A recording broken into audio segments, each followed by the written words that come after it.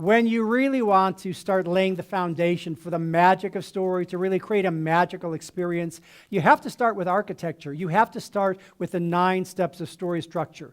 So let's talk about the 9 steps, the sequencing of how you build a powerful presentation, a presentation that is guaranteed to influence and persuade people to change their hearts and minds. The first concept that you have to understand is the script shall set you free. Your script will not get in your way. Your script will set you free. To have a story that you understand the sequence and can replicate that sequence time after time after time, you can memorize those words, and I'm going to teach you how to write a script that you would want to memorize. And you can then get predictable results, because when you deliver the story, you know what you're doing, you know where you're going, you've got a phrase that pays that is absolutely congruent with the imagery and the emotion of the progression of the story, and it just works.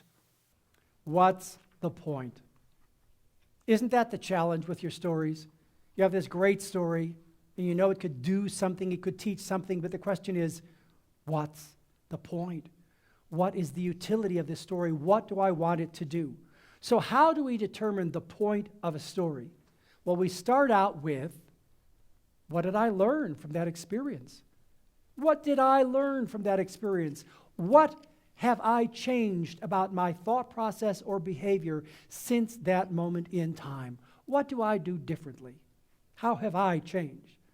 So first we have to start with the personal revelation of, I learned to confront. I learned to be more honest. I learned to ask for what I want. Okay, well, that's what I learned. Now we have to flip into, well, but what do I want to teach? So that's what I learned, and it could be this, that, or the other thing. It could have been any of those. But what do I want to teach? What is my topic? What is my area of expertise? What do I want to teach?